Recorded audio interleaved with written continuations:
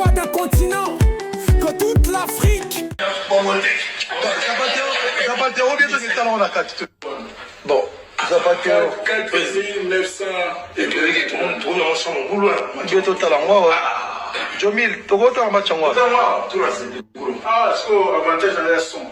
Ah, tout le temps, tu as stade. Stade, parce que son. Pour ça, il m'a Nicolo, il m'a partout. Ah, on a bien cadré. On a une place là. Ok, total en moi. Total en moi. Ok, bon, total en moi. Mais ça va. Jomil, ah, on coach en mode. C'est un des celui-là. Ah, c'est celui-là. With logistics expertise, reliable after-sales service, and the ability to export duty-free, the company is establishing itself as a market leader. And now, imagine, you are driving the same car as Fally Pupa. A robust and connected designer SUV, who wouldn't dream of it?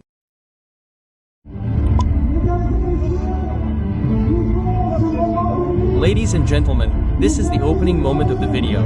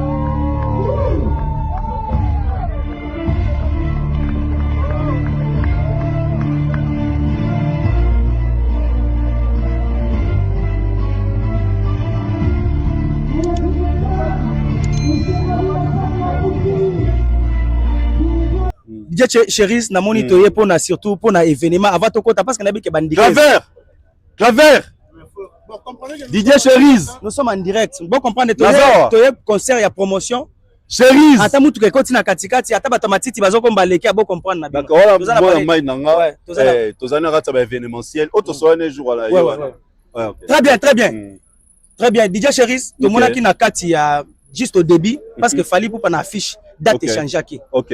Mais selon toi balobi que Fally Pupa air moko balobi ka robeta te mais un moment to moni artiste chaque affiche air moko longoli mais ba yo célébration affiche le 16. Mais bato balobi que artiste a imposaki ba pesa mbongo et puis ba tant ba pesa $500,000 ndandi mais bino boza ba leki ya bwana kati parce que na mona que déjà kuna na kati aigle que zo cario zawana c'est pas pour rien aigle mais ma poto parce que ça la musala on peut bien. Merci beaucoup. Na na posana zo précision sur l'affiche wana.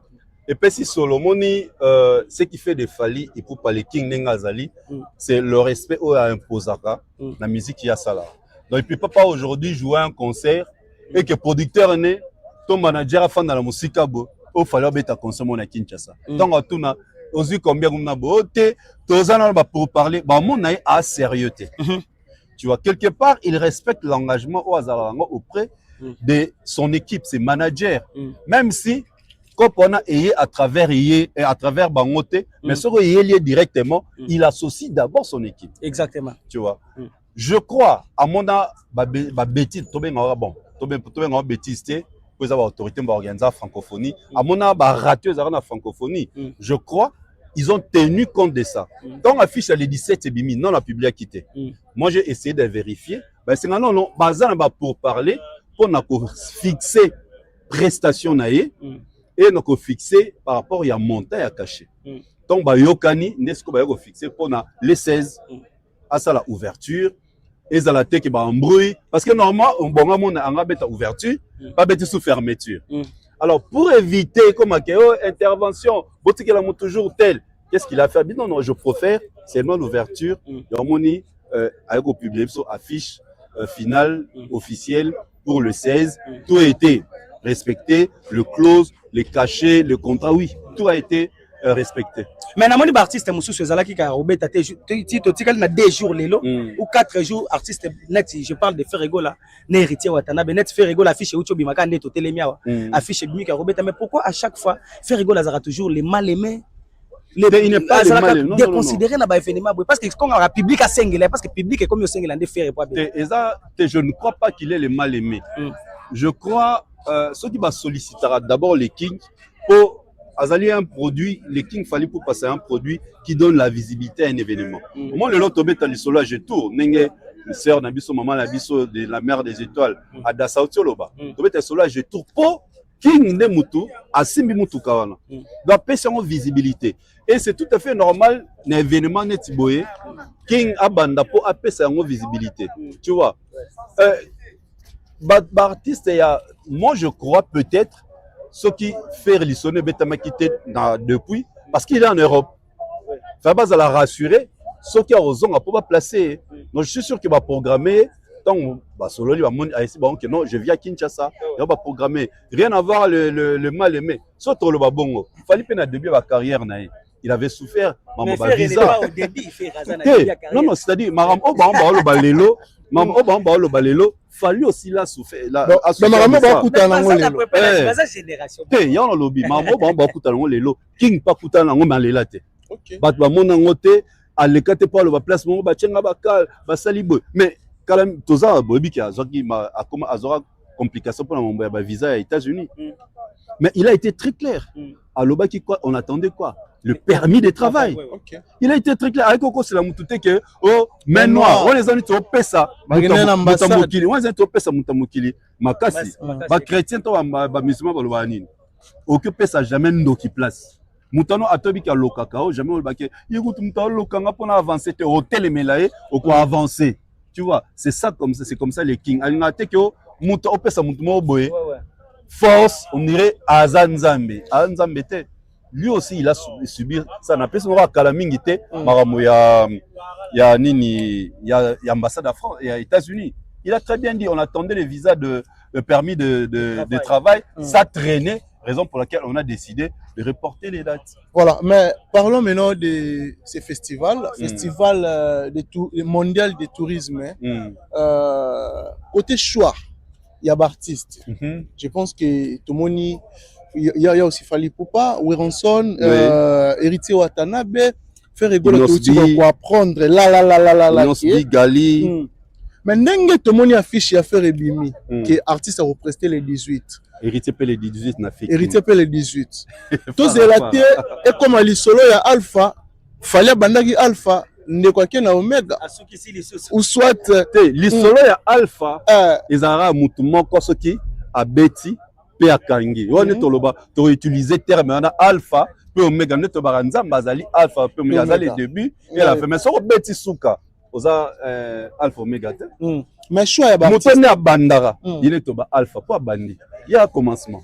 Ah bon? King. Choix ya artiste exemple. N'a pas exemple normal. Ok. N'a remarqué que na ba marambutu ezoleka organisé na mboka. Apparemment on dirait considération par la légende vivante ya musique na biso ozala vraiment Fally. Kofi Olomide. Ah d'accord. Les Quadra Koraman. T'es via si. Francophonie ya kiawa Kofi Abetaki. Peut-être pas un anniversaire n'engo le big hein. Peut-être pas à fêter anniversaire en Angola. N'est-ce pas bien via si là. 69 ans. T'es via si là. Azo fêter en Angola. Comme un festival là, ce sont les jeunes qui viennent. Ils ont besoin que on a besoin. Non, non,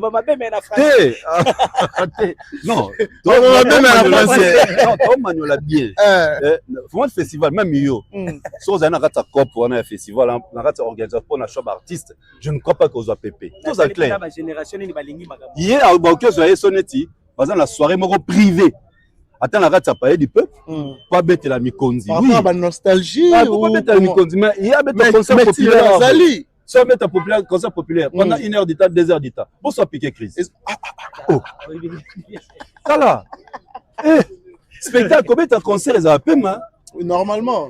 Oh, viens à concert soit. Bon, mais le lobby le 13 juillet, à concert 69, les Kikabo. T'as retourné anniversaire né, et comment les Kakabo, bah, toi, le lobby la montée. A fait en Angola. Tu es bien, le son, on a bêta, pas au fait, on a bail à place, fallait au bêta. Mais les gens ne savaient pas qu'à l'anniversaire des acquis hier. Mais on est dérangé, Binoté. Peut-être dérangé. Il y a comment de Kendara. Tu as au boire à ta main et l'oroté.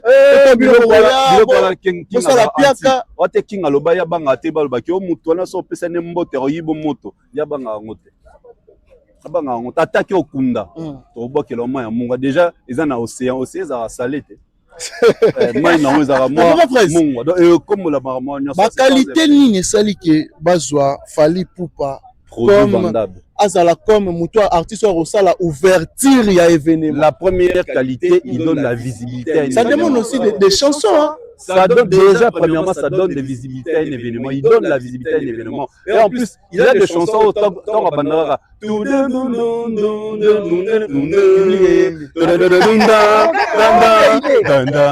un moment public est gagné. Ça, c'est l'avantage du King. King a besoin que au moins l'artiste est mort. Mais vous ne chantez pas. Ça fait mal, on sent que vous êtes assis. Vous êtes, si vous êtes fâché. Donc, est-ce qu'on a besoin? Moi, je me dis, Baniga.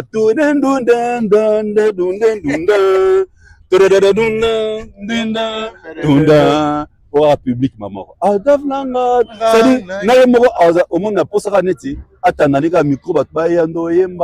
Imagine toi, public, vraiment, c'est une période moko à organiser concert, bâtira CD à Formule 7. C'est des master virus à mixer et tu vois à comment le niveau. Il n'a pas besoin. C'est pourquoi raison pour laquelle ils ont besoin de quelqu'un qui va emballer le public. Dans la période de vacances, il y a trop des étrangers, ainsi de suite. Il faut montrer en tech à public dès l'ouverture, en tech à image à festival. Et ça, c'est juste Fally Ipupa, frère. Mais toi, c'est la comparaison. Tu es une francophonie, pour te dire que Fally a commis quoi. Comparaison à la congolaise, c'est bien les ans à la montée. Mais est-ce que la comparaison au salam après il y a un lobby. Comparaison. Et ils ont la montée. Mais si quoi, tous les gens notre bêta solo. Il faut tout ça l'émission spéciale les 19. Vous allez voir. Mais vous ne chantez pas, chantez. Vous ne chantez pas, chantez. Mais surtout côté billetterie, pour fort. Barozwa billet wa omoni masamo na tsobele la awa Claver Show bazala la organisation azala pe na marmetala technique na stade ya le King. C'est un ami qu'on a évolué dans l'événementiel, il est trop fort, c'est un technicien. Abisinga que bientôt ba billet à la mise en vente en ligne, pèse à la physique. Ba caravane motorisée ba to monde nango ba notamment à travers la ville à Kinshasa. Somme ka caravane wana au somme mi somme les billets. Comme ba porte formale à 12h, to lingi déjà 14h to ça là. To vide to filmer ma 360 snap ninga ça marana. Snap na 14h déjà plein. Ba wario ba na kema ya King. Kema ya posa ya King concert live na Kinshasa. Donc ezala dans ton championnat les temps en live. Tu savourer Mayanga Kerit. Moi je voilà. Heureusement, tant la monde battu podium boy, nabia basali bien. Comme ça bana mayo baza payer, tu vas na arrêter moi côté zate atala ta musique. Au moins tu batala heureusement battu ba écran moni. Baza prudent, battu ba écran kuna peut permettre baza libanda ba bouka ba barrière té. Batala na ba concert la musique et c'est ce qui va se passer. Ah bon. Voilà. Mais sur vidéo aussi il y a déjà pardon Kerit, na ba autorité va prévoir arsenal sécuritaire et Yamakasi. OK. Yamakasi pour to boy oh Fally té. Toza pe na quartier Bato. Voilà. Donc va prévoir wana zo bangisa te. Quartier nani? Te quartier Bato. Oh ils ont quartier appelé quartier ya institution parce que résident ni résidence il y a fait rigoler les gens na dit que tozali na quartier il y a ba institution mboka Assemblée nationale les alara na Sénat. Donc tout est assuré. Bon sécurité aux alana normal. Bien sûr par rapport à la coïncidence oh il ça la surtout na ba concert Fally Ipupa parce que na yebi ke bino ba accompagner Fally Ipupa na ba Bordeaux, ba Lyon, ba Marseille. Bordeaux lobby ezaki une année à Bordeaux.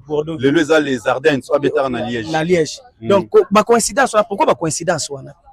Ezali omoni azara tellement sollicité et il fait en sorte que la date na yo ayaka ko bimisa et ça à la même période tu vois au moment que année oyo Europe ils a épargné ils a mingi Afrique na Asie bat ba compatible ba mona rali sola Dubaï pour arriver à Dubaï pour te mettre ça au Kendango mais to bo sanke Dubaï ils a na Asie vol auto salara de Kinshasa ti Dubaï, c'est la même heure tozwaka de Kinshasa ti Mikili sur Air France. À peu près 8 heures du temps. Pour le de Kinshasa ti Dubaï. C'est-à-dire ça net quand le ti Mikili. Donc que beta na Asie. N'importe qui réouverture de jeu. Mais na Asie ezali ouverture de jeu. Donc à fongo la milulu na katia Dubaï. Pour la toute première fois la salle fermée, tu vois. Ça c'est comme ça les gens critiquer mutoazo beti c'est babi mama chimène. Bino po bekotikaka faire on abet mama qui c'est biso to critiquera organisatrice té. To critiquera des organisation concert. Faut que ça la nuance. Parce que mutabe tsafali na poto aza ezate pas aza mundele ne photo bangaye. Aza être humain neti yo, neti nga, neti kerit. Sauf que il est organisé et il respecte les engagements de l'artiste. Exactement. C'est ça maintenant, c'est que Mama Chimène na boss Charlie qui s'en la basali va respecter les exigences de l'artiste. Et l'artiste étant en monique, les clauses sont là, ils ont respecté ce que lui il a demandé. En fait, on a ça la spectacle. C'est comme ça il a accepté. D'ailleurs, on voit la communication facile Salim. La condition artiste est respectée. Respectée et réunie. Tu as respecté et réuni. Toutes les conditions sont réunies. Il y a spectacle. Voilà. Tu vois maintenant la différence. Puis au moment où il a fallu, il y a Gérard Drouot, il a fallu na poto matin spectacle. À matin na scène.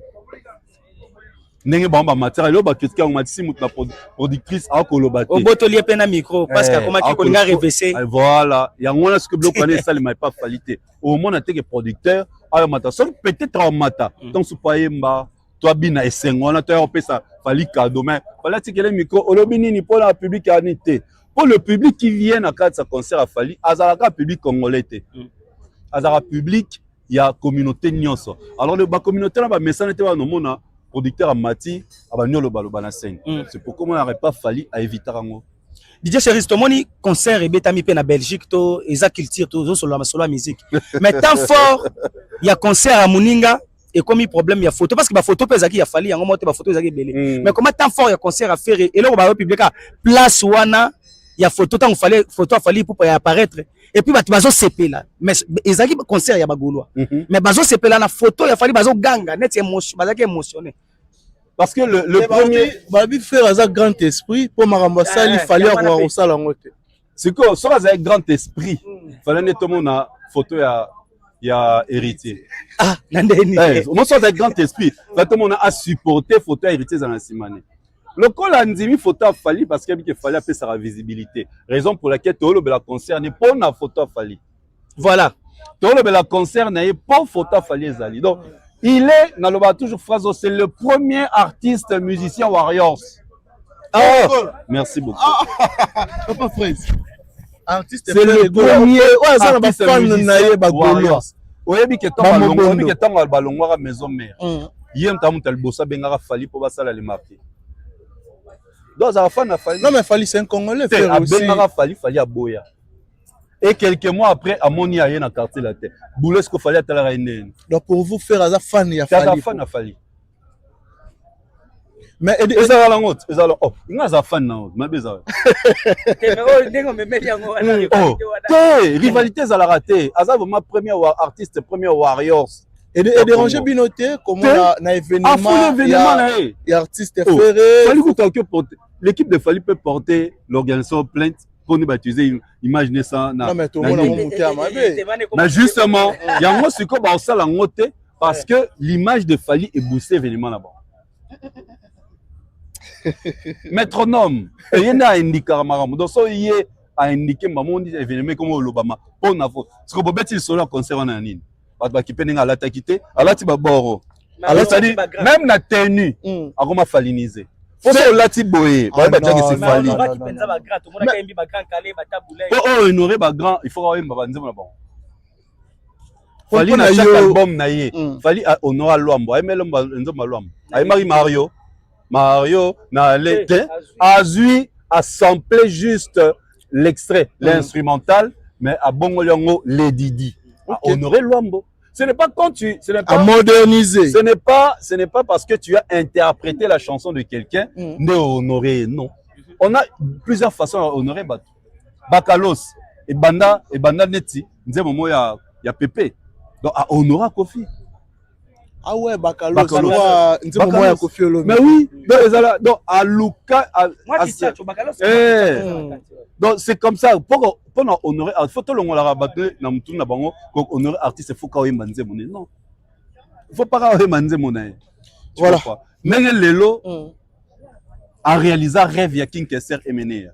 O King aloba que yé on a satisfait le jour à dans la poto mundele a obelela yé. Exactement. Nenge lelo a honorer rêve ya King Kester ne a honorer rêve à King Kester. Est-ce que ils ont honoré Morote? Oui, oui. Aujourd'hui, ils ont honoré King Kester. Ils ont été capables de King Kester parce que a réalisé rêve à King Kester. Donc quelque part, il honore King Kester. Pour rêve à King Kester, ils arrivent à jouer disque d'or. Oui, en la musique dans la ghetto to sekara. OK. Tu dois comprendre. Tu as interview Kala, le lot tout le monde a PCR raison. King Kester. Tout le monde a PCR raison parce que tu as borné ba ko sabi so trop pendant plusieurs années. Comme il y a ce qu'on a la vision mon lelo. So va ba ne fallait tant qui na droit chemin. Musique comme ça qui n'a pas fallu on a droit chemin. Yo moni ba inaye. So lelo obimi na une particularité aux alliés différentes na bato ba messala ko sala la même chose ba inayo. Mais boyebi ma konzire bobo ikota ka ba fort. Ya on le babo ya artiste congolais ba sala avant parce que Fally a une idéologie où ils ont PCM makamunda mususu. Alors l'acception vérité. Alors l'acception boy, ya omoni bato bazo inaye. Ça n'a rien à voir. Alors ba otali garçon bato tonton bato alobane loroté via bato grand prêtre ya baleki alobane loroté eza biloko ba fan na baloba bakola ngona ye. Antika on manquait jamais musicien moi wenge. Non na fanda sika kingaza obisa no senga ba beta musique anani ya wenge musique. Fallait Dieu c'est étonné. Na azo sen mais Coco de la soso insister. Bo tire biso wenge. Oui. Marose bako katete. Bako katete. King a sen ba wenge. Musique ya wenge. Tu vois mais oka bato ba o alinga wenge te bala wenge balinga ke kaka balinga ke teka boy. Mais yé ayoka musique ya wenge. Mais kolo balika mbo ya bana wenge balinga ke teka boy na soulever point moko parce que ba photo panzani na minitio. OK. Junior Piana yake tala papa na bango aye papa yambie na ndaku mais tomoni akekola tomoni photo moko te pona bato batali internet entre Junior Piana zo avec sa papa na bango œuvre na ye mais tomoni akekola avec sa œuvre na ye na Fally Ipupa papa yambie na ndaku. Na sepeli dans le banc de j'ai pas Kérit. Bana ya papa chéri leader à Mofude ne ba benga ke pa bana wenge BCBG. Ba ya ka concert ya Fally. Est-ce que dérangera papa na bango? Té. Po ba audio pe na no ebima te mais ya di rien du tout. Nani Abraham pire petit nanga. Tozaki na Nantes. Allez na concert. Papa ne ayebi ke aza pire petit ya Fally maza master parce que HR Mobo qui a mité ça dépendra de tu vois.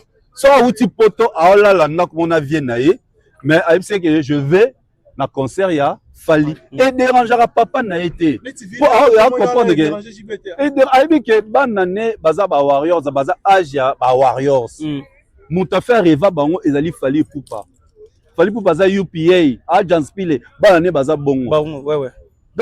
Quand papa chez Nabi bien papa chéri et dérangera été Abraham ça c'est Abraham ta bimsara nze moné moko King a publié yango deuxième chanson au King a publié yango moi naza bien naïe siko King a salani a rejeté posakio parce que communauté na biso balinga te bana wenge non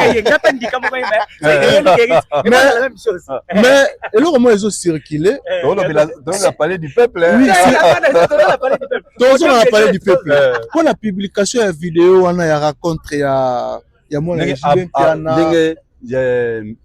Junior Piana notre grand frère nae Fally basali vidéo et tout batali match ensemble batebele ba robeta sete balobi boye OK Koffi Olomide apekisi na Didi Stone Fally Ipupa atiki Didi Stone sikoyo akomi na Junior Piana OK oyo bapara na bango bazolinga te na bana na bango yo somona osomona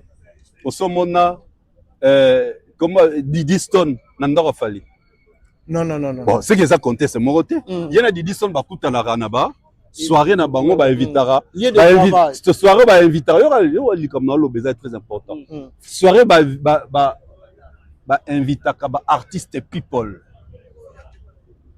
moi mon abakisi soirée ba invitara ba artiste na ba people donc fallait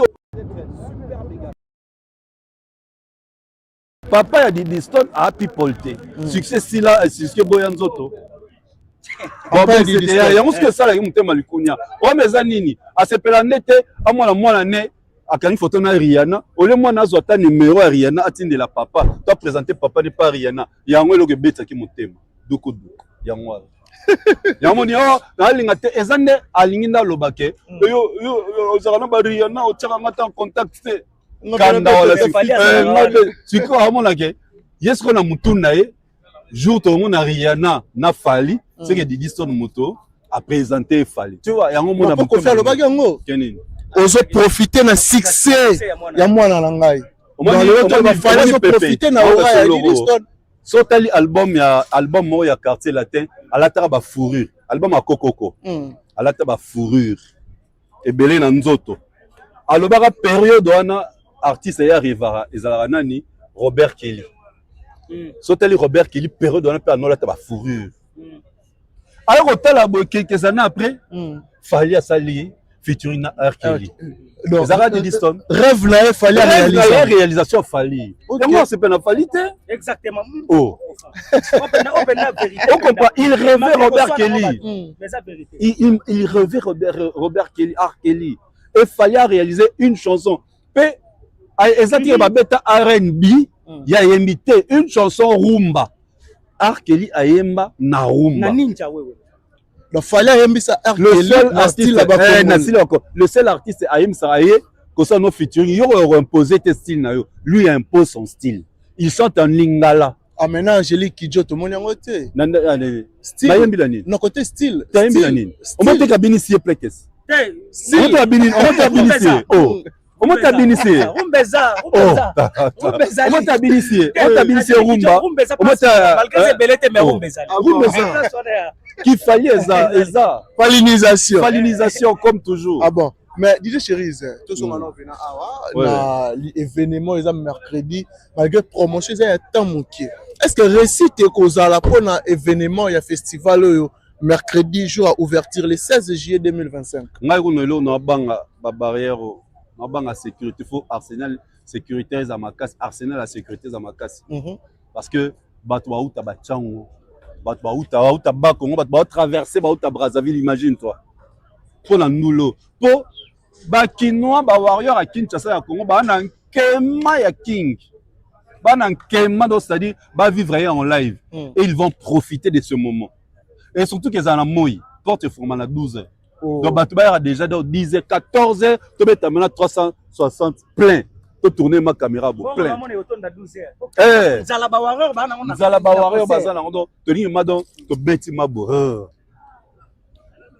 Donc ça no kimia. Ah bon mon ayo mo. Vas-y solo. Nga na silisi na mais toute la question moko ya suka parce que zo déranger parce que na mona itango zo sala live malgré mutuka malgré ba événement autoza nango ya le 16 mais bazolo ba Stade de France ezaki ya illusoire. Ce qui Stade de France ya illusoire. Et ça salle ya falite. Et ça stade falite. Stade de France ya ngwana. Pochadet. Te me bango ba chat ba ba kite ya fali eza illusoire. Mais Stade de France ya ngwana. To luka pe mutu mususu o beta en réalité. Bon te kerite. Na pepe siso. Exactement. Obi que Stade de France ya illusoire. D'accord. Ouais. Stade de France ya ngwana. Bobeta sko Stade de France. To luka mutu mo Paris la Défense Arena tout depuis bêtement le 24 novembre. Le 24 novembre 2024. Tilelo. Bacha date balongo. Tilelo. Mutumo tazauna en meka.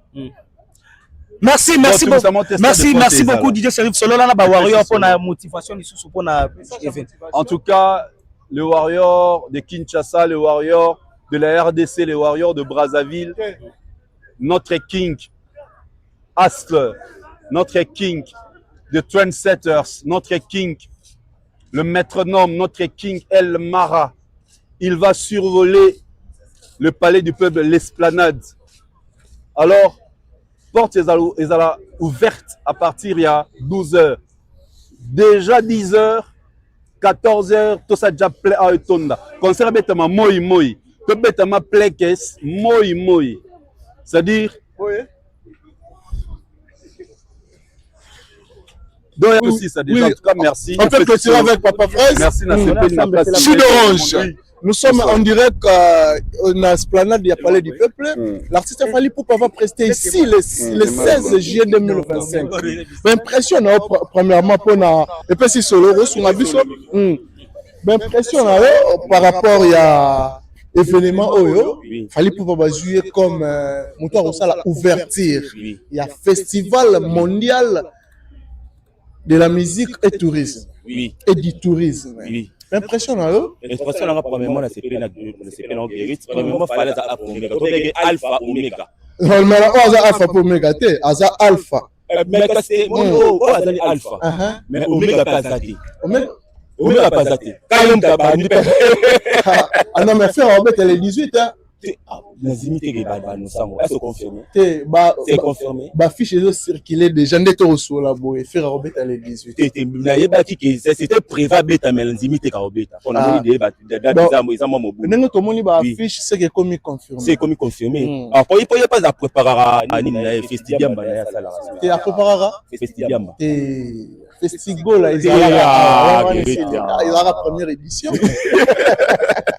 Le festival de la musique et du tourisme. Donc, il méritait Fally à sa ouverture Alpha Omega, puisque Fally est un artiste international et professionnel. Donc, méritant. Donc, dans le trophée, dans la statue où Fally est Lelo, donc, on mérite. La minute où, surtout, Balbi, Moutalibosa, Beta, concert à part Fally, bon, Chanel. Et tout cela, non. Non, mais l'artiste est bello. Bon, ça peut on est rambo on a vu son. Il faut faire numéro F. Pourquoi tu as fallu les abandons pas numéro L musique à Congo. Ah bon. Il fallait un numéro M musique à Congo. Il doit mériter. Ali comment on fait? Quand il fallait un numéro M musique à Congo, ils ont mérité pe abandon ouverture. Il y a festival. Ils ont prendre. Donc fallait se mériter vraiment éclair les 16 déjà les 16 tous les warriors du monde. Mais ça j'ai la motivation pour la warrior. On a fait ça mais ça motivation tous les warriors du monde entier hein. Ils sont partout dans le monde. Donc nous sommes partout dans le monde. Les 16 naïbi qui tous en Lukango, tous en Luka concert au Makasi qui fallait en bêta journée na qui ça donc fallait déjà date les 16 mercredi tout bouka tout là ça va on peut là que tout bêta musique internationale puis professionnelle.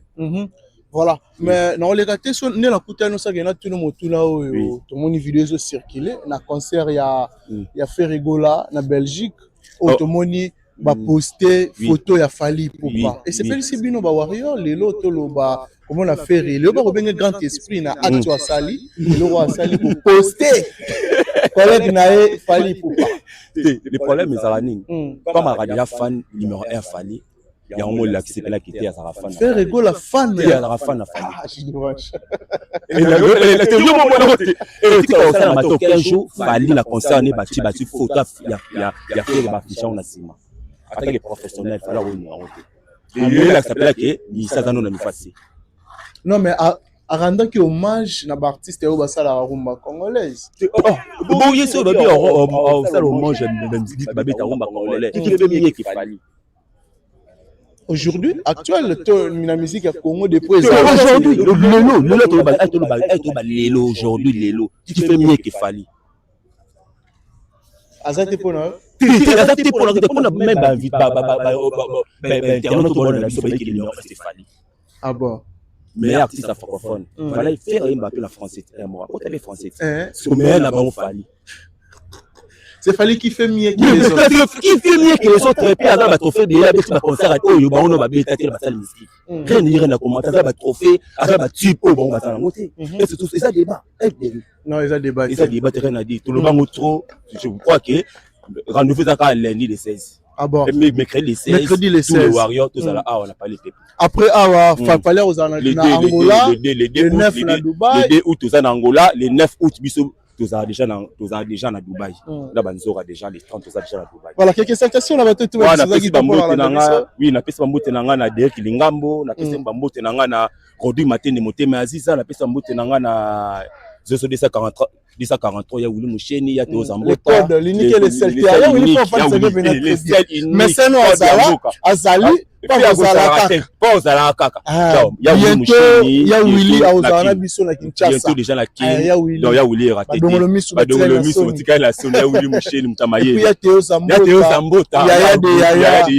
Zambota ya Théo Zambota bambote sikoza ali vraiment la piste bambote na famille na non mais faut voir rappeler Dre Mabaya Dre Mabaya warrior il y a pas de comme Dre Mabaya warrior Dre Mabaya na piste bambote sikoza ali oui voilà merci vraiment là yo Gilles Orange tozala les 16 tozala famille na Mobimba tozala les 16 voilà merci vraiment la bateau tout va disposer qui temps pour Orlando Bisso un grand merci surtout à l'équipe Mobimba je pense que quant à moi on se retrouve au prochain numéro. Bye bye.